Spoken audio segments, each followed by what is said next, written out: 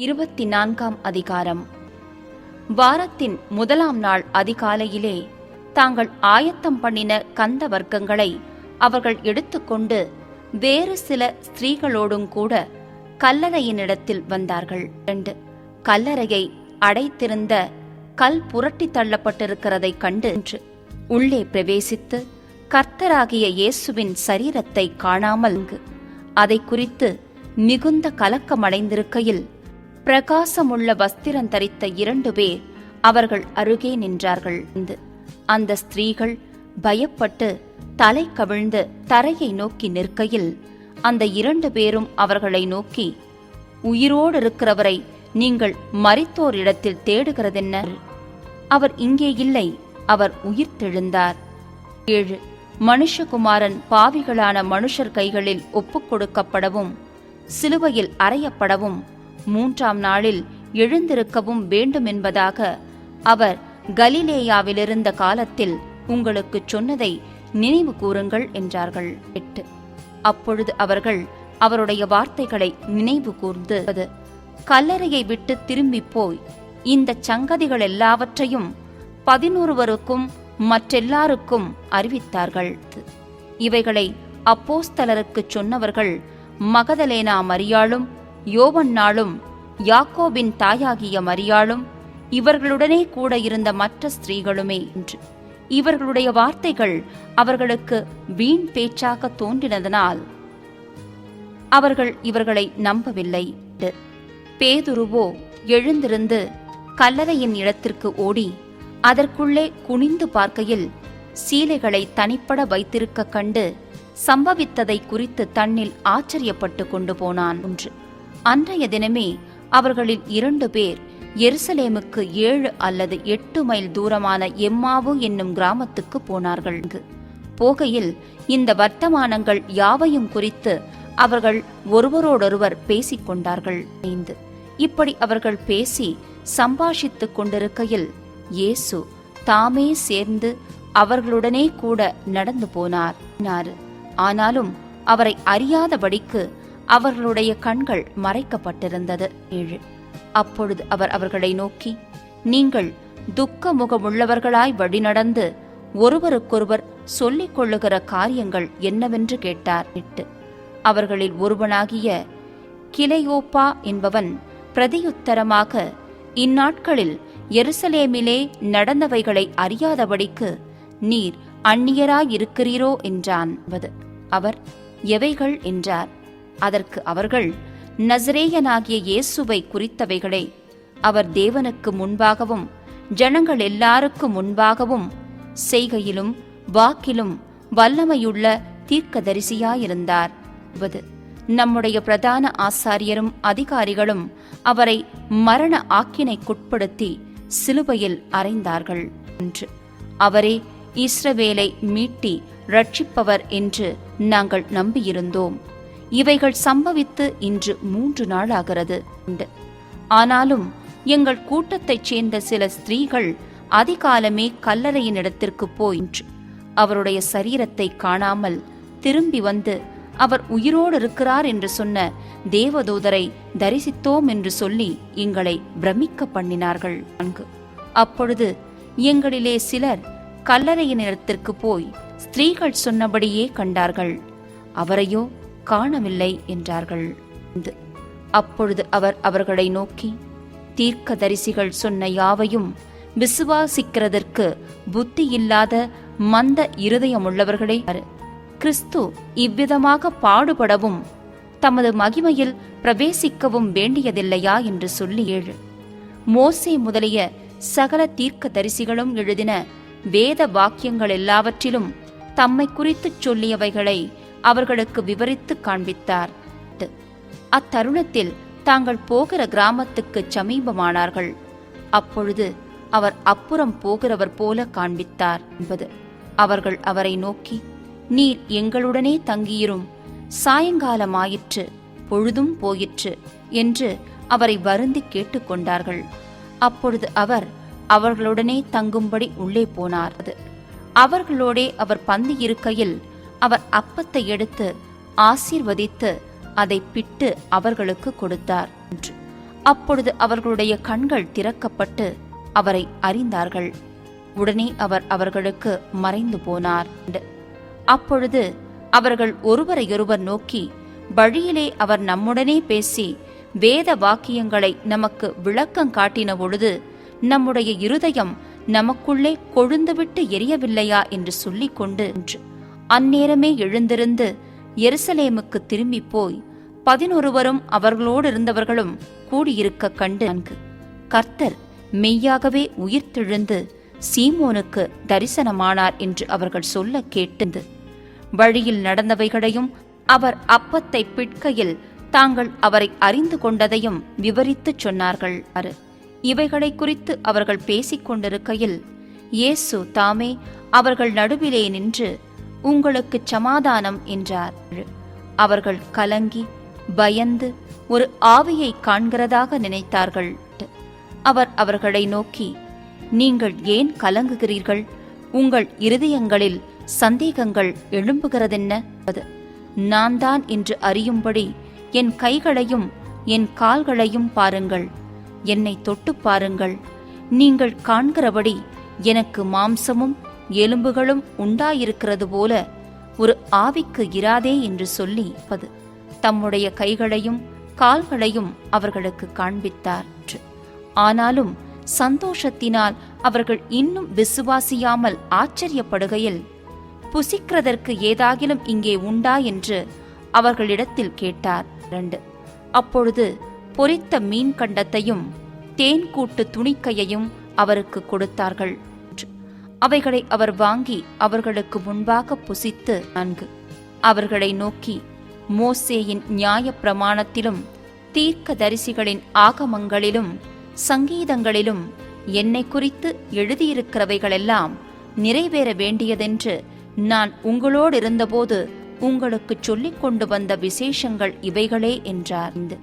அப்பொழுது வேத வாக்கியங்களை அறிந்து கொள்ளும்படி அவர்களுடைய மனதை அவர் திறந்து அவர்களை நோக்கி, எழுதியிருக்கிறபடி கிறிஸ்து பாடுபடவும் 3ஆம் நாளில் மரித்தோரிலிருந்து எழுந்திருக்கவும் வேண்டியதாயிருந்தது.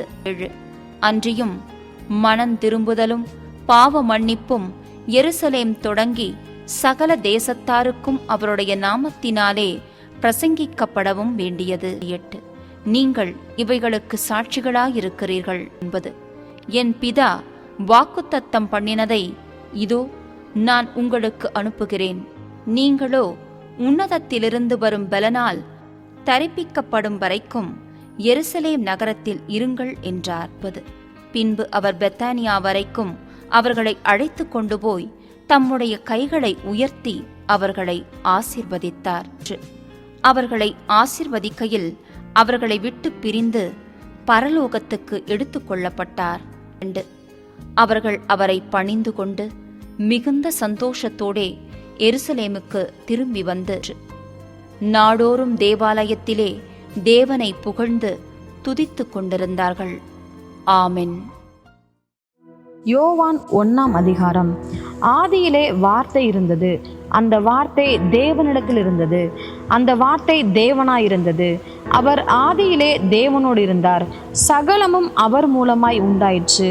உண்டானதொன்றும் அவராலே அல்லாமல் உண்டாகவில்லை. அவருக்குள் ஜீவன் இருந்தது. அந்த ஜீவன் மனுஷருக்கு ஒளியாயிருந்தது. அந்த ஒளி இருளிலே பிரகாசிக்கிறது. இருளானது அதை பற்றி கொள்ளவில்லை. தேவனால் அனுப்பப்பட்ட ஒரு மனுஷன் இருந்தான். அவன் பேர் யோவான்.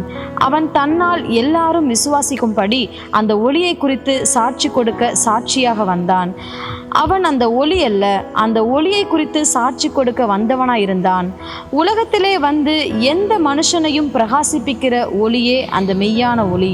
அவர் உலகத்தில் இருந்தார். உலகம் அவர் மூலமாய் உண்டாயிற்று. உலகமோ அவரை அறியவில்லை. அவர் தமக்கு சொந்தமானதிலே வந்தார். அவருக்கு சொந்தமானவர்களோ அவரை ஏற்றுக்கொள்ளவில்லை. அவருடைய நாமத்தின் மேல் விசுவாசமுள்ளவர்களாய் அவரை ஏற்றுக்கொண்டவர்கள் எத்தனை பேர்களோ அத்தனை பேர்களும் தேவனுடைய பிள்ளைகளாகும்படி அவர்களுக்கு அதிகாரம் கொடுத்தார். அவர்கள் இரத்தத்தினாலாவது மாம்ச சித்தத்தினாலாவது புருஷனுடைய சித்தத்தினாலாவது பிறவாமல் தேவனாலே பிறந்தவர்கள். அந்த வார்த்தை மாம்சமாகி கிருபையினாலும் சத்தியத்தினாலும் நிறைந்தவராய் நமக்குள்ளே வாசம் பண்ணினார். அவருடைய மகிமையை கண்டோம். அது பிதாவுக்கு ஒரே பேரானவருடைய மகிமைக்கு ஏற்ற மகிமையாகவே இருந்தது. யோவான் அவரை குறித்து சாட்சி கொடுத்து, எனக்கு பின் வருகிறவர் எனக்கு முன்னிருந்தவர், ஆகையால் அவர் என்னிலும் மேன்மையுள்ளவர் என்று நான் சொல்லியிருந்தேனே, அவர் இவர்தான் என்று சத்தமிட்டு கூறினான். அவருடைய பரிபூரணத்தினால் நாம் எல்லாரும் கிருபையின் மேல் கிருபை பெற்றோம். எப்படியெனில் நியாயப்பிரமாணம் மோசேயின் மூலமாய் கொடுக்கப்பட்டது, கிருபையும் சத்தியமும் இயேசு கிறிஸ்துவின் மூலமாய் உண்டாயின. தேவனை ஒருவனும் ஒரு காலும் கண்டதில்லை. பிதாவின் மடியில் இருக்கிற ஒரே பேரான குமாரனே அவரை வெளிப்படுத்தினார். எருசலேமிலிருந்து யூதர்கள் ஆசாரியரையும் லேவியரையும் யோவானிடத்தில் அனுப்பி, நீர் யார் என்று கேட்டபொழுது அவன் மறுதலியாமல் அறிக்கையிட்டதுமன்றி நான் கிறிஸ்து அல்ல என்றும் அறிக்கையிட்டான். அப்பொழுது அவர்கள், பின்ன யார், நீர் எலியாவா என்று கேட்டார்கள். அதற்கு நான் அவன் அல்ல என்றான். நீர் தீர்க்கதரிசியானவரா என்று கேட்டார்கள். அதற்கும் அல்ல என்றான். அவர்கள் பின்னும் அவனை நோக்கி, நீர் யார், எங்களை அனுப்பினவர்களுக்கு நாங்கள் உத்தரவு சொல்லும்படிக்கு உம்மை குறித்து என்ன சொல்லுகிறீர் என்று கேட்டார்கள். அதற்கு அவன், கர்த்தருக்கு வழியை செவ்வை பண்ணுங்கள் என்று ஏசாயா தீர்க்கதரிசி சொன்னபடியே நான் வனாந்தரத்திலே கூப்பிடுகிறவனுடைய சத்தமாயிருக்கிறேன் என்றான். அனுப்பப்பட்டவர்கள் பரிசேயராயிருந்தார்கள். அவர்கள் அவனை நோக்கி, நீர் கிறிஸ்துவும் அல்ல, எலியாவும் அல்ல, தீர்க்கதரிசியானவரும் அல்லவென்றால் ஏன் ஞானஸ்நானம் கொடுக்கிறீர் என்று கேட்டார்கள். யோவான் அவர்களுக்கு பிரதியுத்தரமாக, நான் ஜலத்தினாலே ஞானஸ்நானம் கொடுக்கிறேன். நீங்கள் அறியாதிருக்கிற ஒருவர் உங்கள் நடுவிலே நிற்கிறார். அவர் எனக்கு பின்வந்தும் என்னிலும் மேன்மையுள்ளவர். அவருடைய பாதரட்சையின் வாரை அவிழ்ப்பதற்கும் நான் பாத்திரன் அல்ல என்றான். இவைகள் யோர்தானுக்கு அக்கறையில் யோவான் ஞானஸ்நானம் கொடுத்த பெத்தாபாராவிலே நடந்தன. மறுநாளிலே யோவான் இயேசுவை தன்னிடத்தில் வர கண்டு, இதோ உலகத்தின் பாவத்தை சுமந்து தீர்க்கிற தேவ ஆட்டுக்குட்டி, எனக்கு பின் ஒருவர் வருகிறார், அவர் எனக்கு முன்னிருந்தபடியால் என்னிலும் மேன்மையுள்ளவர் என்று நான் சொன்னேனே, அவர் இவர்தான். நானும் இவரை அறியாதிருந்தேன். இவர் இஸ்ரவேலுக்கு வெளிப்படும் பொருட்டாக நான் ஜலத்தினாலே ஞானஸ்நானம் கொடுக்க வந்தேன் என்றான். பின்னும் யோவான் சாட்சியாக சொன்னது, ஆவியானவர் புறாவை போல வானத்திலிருந்திறங்கி இவர் மேல் தங்கினதை கண்டேன். நானும் இவரை அறியாதிருந்தேன். ஆனாலும் ஜலத்தினால் ஞானஸ்நானம் கொடுக்கும்படி என்னை அனுப்பினவர், ஆவியானவர் இறங்கி யார் மேல் தங்குவதை நீ காண்பாயோ அவரே பரிசுத்த ஆவியினால் ஞானஸ்நானம் கொடுக்கிறவர் என்று எனக்கு சொல்லியிருந்தார். அந்தபடியே நான் கண்டு இவரே தேவனுடைய குமாரன் என்று சாட்சி கொடுத்து வருகிறேன் என்றான். மறுநாளிலே யோவானும் அவனுடைய சீஷரில் 2 பேரும் நிற்கும்போது இயேசு நடந்து போகிறதை அவன் கண்டு, இதோ தேவ ஆட்டுக்குட்டி என்றான். அவன் அப்படி சொன்னதை அவ்விரண்டு சீஷரும் கேட்டு இயேசுவுக்கு பின் சென்றார்கள். இயேசு திரும்பி அவர்கள் பின் செல்லுகிறதை கண்டு, என்ன தேடுகிறீர்கள் என்றார். அதற்கு அவர்கள், ரபி, நீர் எங்கே தங்கியிருக்கிறீர் என்று கேட்டார்கள். ரபி என்பதற்கு போதகரே என்று அர்த்தமாம். அவர், வந்து பாருங்கள் என்றார். அவர்கள் வந்து அவர் தங்கியிருந்த இடத்தை கண்டு அன்றைய தினம் அவரிடத்தில் தங்கினார்கள். அப்பொழுது ஏறக்குறைய 10 மணி வேளையாயிருந்தது. யோவான் சொன்னதை கேட்டு அவருக்கு பின் சென்ற 2 பேரில் ஒருவன் சீமோன் பேதுருவின் சகோதரனாகிய அந்திரேயா என்பவன். அவன் முதலாவது தன் சகோதரனாகிய சீமோனை கண்டு, மேசியாவை கண்டோம் என்று சொன்னான். மேசியா என்பதற்கு கிறிஸ்து என்று அர்த்தமாம். பின்பு அவனை இயேசுவினிடத்தில் கூட்டிக் கொண்டு வந்தான். இயேசு அவனை பார்த்து, நீ யோனாவின் மகனாகிய சீமோன், நீ கேபா என்னப்படுவாய் என்றார். கேபா என்பதற்கு பேதுரு என்று அர்த்தமாம். மறுநாளிலே இயேசு கலிலேயாவுக்கு போக மனதாயிருந்து பிலிப்புவை கண்டு, நீ எனக்கு பின் சென்று வா என்றார். பிலிப்பு என்பவன் அந்திரேயா பேதுரு என்பவர்களுடைய ஊராகிய பெட்சாயிதா பட்டணத்தான். பிலிப்பு நாத்தான் வேலை கண்டு, நியாயப்பிரமாணத்திலே மோசேயும் தீர்க்கதரிசிகளும் எழுதியிருக்கிறவரை கண்டோம், அவர் யோசேப்பின் குமாரனும் நாசரேத் ஊரானுமாகிய இயேசுவே என்றான். அதற்கு நாத்தான்வேல், நாசரேத்திலிருந்து யாதொரு நன்மை உண்டாக கூடுமா என்றான். அதற்கு பிலிப்பு, வந்து பார் என்றான். இயேசு நாத்தான்வேலை தம்மிடத்தில் வர கண்டு அவனை குறித்து, இதோ கபடற்ற உத்தம இஸ்ரவேலன் என்றார். அதற்கு நாத்தான்வேல், நீர் என்னை எப்படி அறிவீர் என்றான். இயேசு அவனை நோக்கி, பிலிப்பு உன்னை அழைக்கிறதற்கு முன்னே நீ அத்திமரத்தின் கீழ் இருக்கும்போது உன்னை கண்டேன் என்றார். அதற்கு நாத்தான்வேல், ரபி, நீர் தேவனுடைய குமாரன், நீர் இஸ்ரவேலின் ராஜா என்றான். இயேசு அவனுக்கு பிரதியுத்தரமாக, அத்திமரத்தின் கீழே உன்னை கண்டேன் என்று நான் உனக்கு சொன்னதினாலேயா விசுவாசிக்கிறாய்? இதிலும் பெரிதானவைகளை காண்பாய் என்றார். பின்னும் அவர் அவனை நோக்கி, வானம் திறந்திருக்கிறதையும் தேவ தூதர்கள் மனுஷகுமாரனிடத்திலிருந்து ஏறுகிறதையும் இறங்குகிறதையும் நீங்கள் இது முதல் காண்பீர்கள் என்று மெய்யாகவே மெய்யாகவே உங்களுக்கு சொல்லுகிறேன் என்றார். யோவான் 2ஆம் அதிகாரம். 3ஆம் நாளிலே கலிலேயாவில் உள்ள கானா ஊரிலே ஒரு கல்யாணம் நடந்தது. இயேசுவின் தாயும் அங்கே இருந்தாள். இயேசுவும் அவருடைய சீஷரும் அந்த கல்யாணத்துக்கு அழைக்கப்பட்டிருந்தார்கள். திராட்சரசம் குறைவுபட்ட போது இயேசுவின் தாய் அவரை நோக்கி, அவர்களுக்கு திராட்சரசம் இல்லை என்றாள். அதற்கு இயேசு, ஸ்திரீயே, எனக்கும் உனக்கும் என்ன? என் வேலை இன்னும் வரவில்லை என்றார்.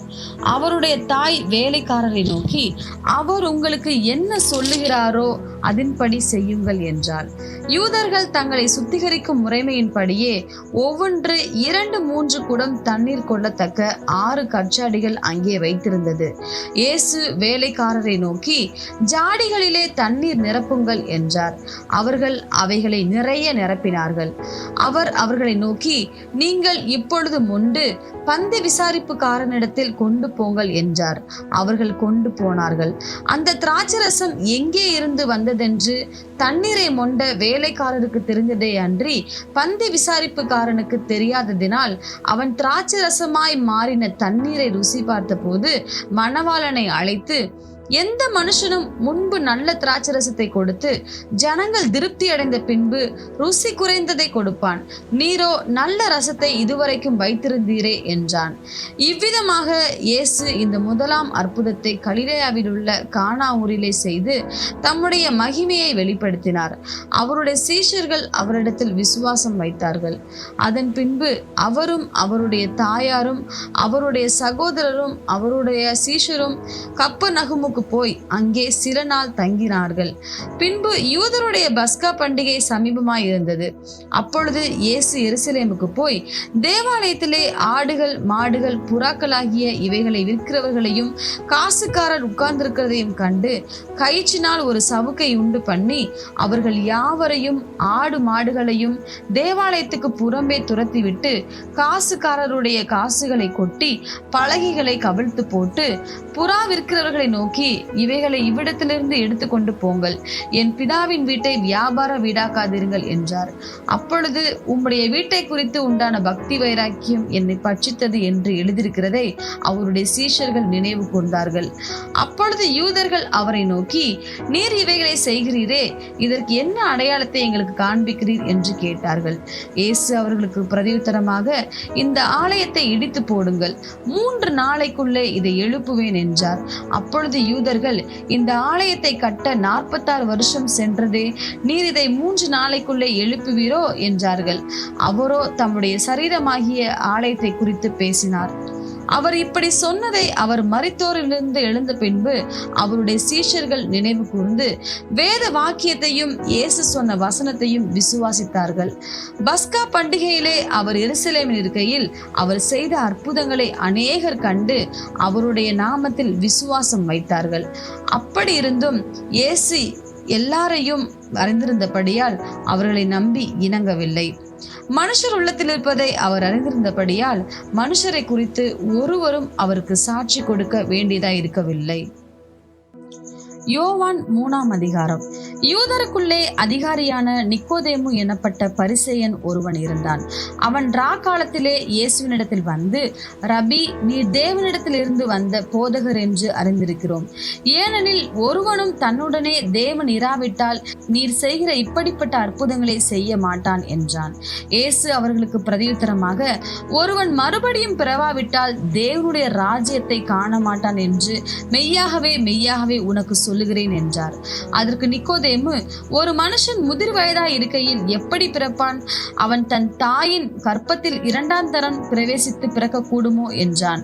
இயேசு பிரதியுத்தரமாக, ஒருவன் ஜலத்தினாலும் ஆவியினாலும் பிறவாவிட்டால் தேவனுடைய ராஜ்யத்தில் பிரவேசிக்க மாட்டான் என்று மெய்யாகவே மெய்யாகவே உனக்கு சொல்லுகிறேன். மாம்சத்தினால் பிறப்பது மாம்சமாயிருக்கும், ஆவியினால் பிறப்பது ஆவியாயிருக்கும். நீங்கள் மறுபடியும் பிறக்க வேண்டும் என்று நான் உனக்கு சொன்னதை குறித்து அதிசயப்பட வேண்டாம். காற்றானது தனக்கு இஷ்டமான இடத்திலே வீசுகிறது, அதன் சத்தத்தை கேட்கிறாய், ஆகிலும் அது இன்ன இடத்திலிருந்து வருகிறதென்றும் இன்ன இடத்துக்கு போகிறதென்றும் உனக்கு தெரியாது. ஆவியினால் பிறந்தவன் எவனோ அவனும் அப்படியே இருக்கிறான் என்றார். அதுக்கு நிக்கோதேமு, இவைகள் எப்படி ஆகும் என்றான். இயேசு அவனை நோக்கி, நீ இஸ்ரவேலில் போதகனாயிருந்தும் இவைகளை அறியாமல் இருக்கிறாயா?